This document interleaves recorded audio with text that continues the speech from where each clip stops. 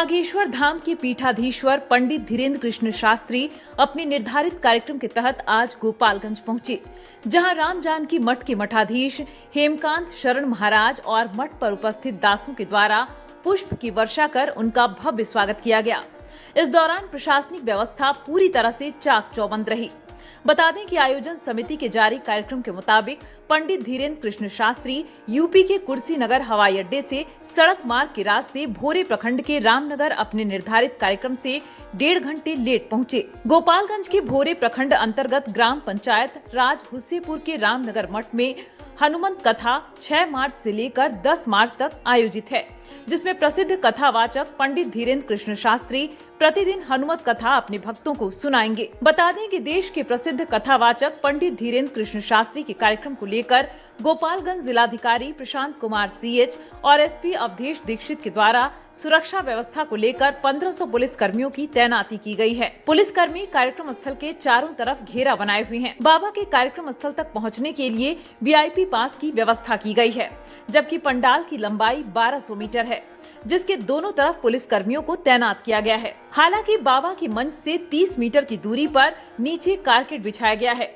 जिस पर बैठकर आम लोग हनुमत कथा का आनंद ले रहे हैं। वहीं हनुमत कथा के दौरान पंडित धीरेन्द्र कृष्ण शास्त्री ने हनुमत कथा की चौपाई दोहराते हुए कहा कि सीताराम सीताराम सीताराम कहिए, जाहि विधि राखे राम, वही विधि रहिए। अपने भक्तों को कथा वाचन के दौरान बताया कि 8 मार्च को कथा के निर्धारित समय से पूर्व दिव्य दरबार का आयोजन किया जाएगा और अपनी चिट्ठी लिख बॉक्स में जमा करेंगे। वहीं हनुमत कथा के दौरान पंडित धीरेन्द्र कृष्ण शास्त्री ने हिंदू धर्म को लेकर भी बड़ी बात कही। उन्होंने कहा कि मैं कोई नेता नहीं हूँ जो वोट मांगता हूँ। पार्टी के लोग मुझे गाली दें, मुझे कोई फर्क नहीं पड़ता। पहली आवाज हिंदू राष्ट्र के लिए उठेगी तो वह बिहार से उठेगी। ये देश रानी लक्ष्मीबाई का है, बिहार हमारा है। हम घर से बाहर ही हिंदू राष्ट्र के लिए निकले हैं। हम इस देश के हिंदुओं को जगाने के लिए आए हैं। किसी भी देश से मुसलमानों को निकाला जाएगा तो 65 देश एक साथ खड़े हो जाएंगे।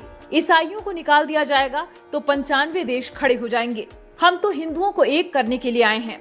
जब तक शरीर में प्राण है हिंदुओं के लिए लड़ेंगे। 5 दिन तक हम यह कथा करेंगे। छेड़ोगे तो हम छोड़ेंगे नहीं।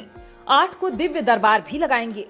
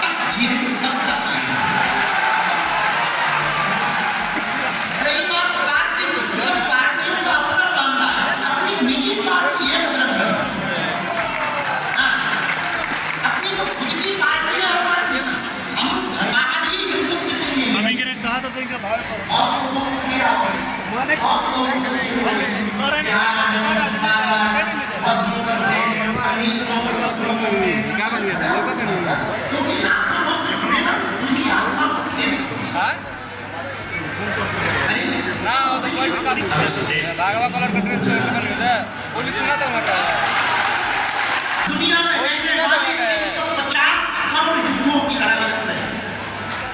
हमारे मन में पीड़ा चलती है। वीडियो बना कर एक पीड़ा हमारे मन में चलती है जो आप लोगों को बताना चाहे।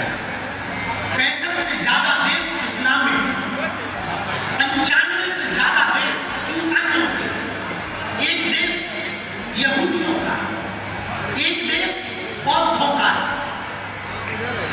किसी भी देश से मुसलमानों को निकाला जाएगा तो 65 से ज्यादा मुस्लिम देश दोनों बाएं फैलाकर उनका स्वागत करेंगे। किसी भी देश से ईसाइयों को निकाला जाएगा तो 95 से ज्यादा देश ईसाइयों का दोनों बाएं फैलाकर उनका स्वागत करेंगे। किसी भी देश से बौद्धों को निकाला जाएगा तो तिब्बत स्वागत करेगा।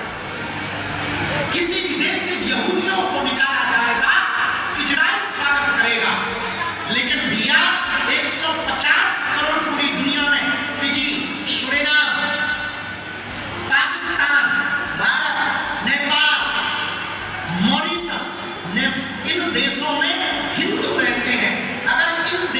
हिंदुओं को निकाल दिया जाएगा तो हिंदू कहा जाएगा।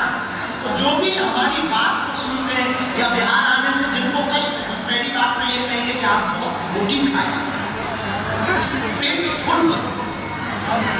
दूसरी बात, हमारा आपसे विवाद क्या है जो आप हमें बोलते हो, आप मुझे गाली देते हो, हम करते क्या, क्या हम किसी पार्टी के लिए आते या हम वोट मांगते?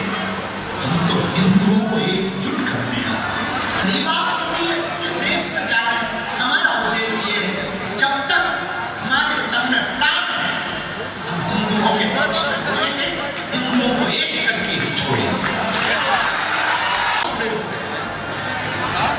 अब भारत को बंटने नहीं देंगे, अब हम हिंदुओं को घटने नहीं देंगे।